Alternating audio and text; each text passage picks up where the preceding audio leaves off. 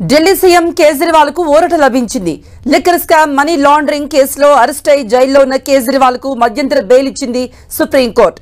June 1 వరకు ఆయనకు షరతులతో కూడిన బెయిల్ మంజూరు చేసింది.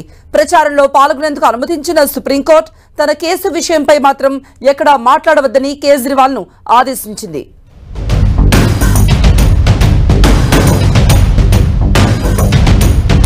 ఢిల్లీ లిక్కర్ కేసులో 51 రోజులు జైలులో కేజ్రీవాల్, 21 రోజుల మధ్యంతర బెయిల్ ఇచ్చిన సుప్రీంకోర్టు. కేసుపై మాట్లాడొద్దు, ప్రచారంలో పాల్గొవచ్చన్న న్యాయస్థానం. ఎట్టకేలకు ఢిల్లీ సీఎం అరవింద్ కేజ్రీవాల్ కు బెయిల్ వచ్చింది. లిక్కర్ స్కామ్ మనీ లాండరింగ్ కేసులో అరెస్ట్ అయి జైల్లో ఉన్న కేజ్రీవాల్ తన అరెస్ట్ ను సవాల్ చేస్తూ సుప్రీంకోర్టులో న్యాయ పోరాటం చేస్తున్నారు. దానిపై విచారణ ఆలస్యమవుతుండటంతో ఎన్నికల ప్రచారం కోసం మధ్యంతర బెయిల్ పిటిషన్ వేశారు. సుదీర్ఘ వాదనలు విన్న అత్యున్నత న్యాయస్థానం కేజ్రీవాల్ కు షరతులతో కూడిన మధ్యంతర బెయిల్ ఇచ్చింది.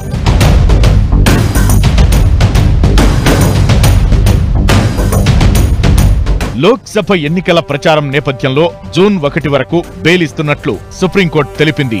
50,000 పూచీకత్తు, ఒకరి ష్యూరిటీపై ఈ బెయిల్ ఇచ్చింది.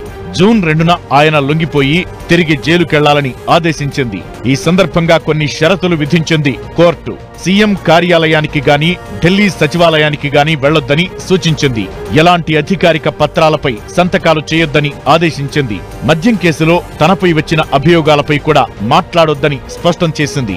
కేసుకు సంబంధించిన అధికారిక ఫైళ్లను చూడొద్దని, సాక్షులతో మాట్లాడొద్దని సూచించింది. కేజ్రీవాల్ ఎన్నికల ప్రచారంపై మాత్రం ఎలాంటి ఆంక్షలు విధించలేదు court.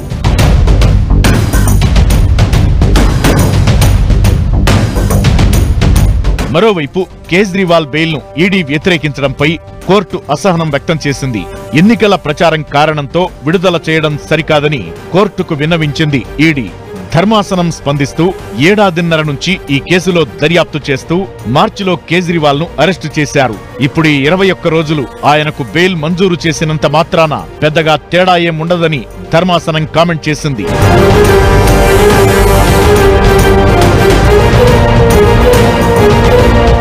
Delhi liquor scam money laundering కేసులో మార్చి 21న కేజ్రీవాల్ ను ఈడీ అధికారులు అరెస్టు చేశారు.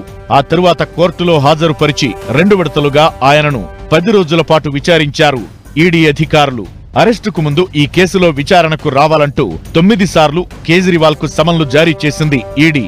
వాటికి కేజ్రీవాల్ స్పందించకపోవడం వల్లే అరెస్టు చేశామని కోర్టుకు తెలిపింది ఎన్ఫోర్స్మెంట్ డైరెక్టరేట్. తన అరెస్ట్ ను సుప్రీంకోర్టులో సవాల్ చేసిన కేజ్రీవాల్ దానికి సంబంధించిన విచారణకు టైం పడుతుండటంతో మే 3న మధ్యంతర బెయిల్ పిటిషన్ వేశారు. వాదనలు విని తీర్పు రిజర్వ్ చేసిన న్యాయస్థానం బెయిల్ ఇస్తూ నిర్ణయాన్ని ప్రకటించింది.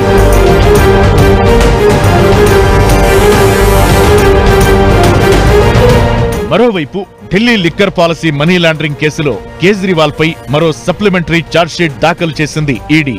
224 పేజీల ఛార్జ్షీట్లో దేశ చరిత్రలో తొలిసారిగా ఆప్ పార్టీని నిందితుడిగా చేర్చింది enforcement directorate.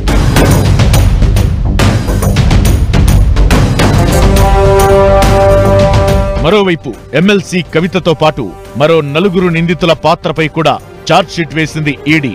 Liquor policy case దర్యాప్తు కొనసాగుతోందని, విచారణలో భాగంగానే సప్లిమెంటరీ ఛార్జ్షీట్ దాఖలు చేసినట్లు కోర్టుకు వివరించింది ఈడీ.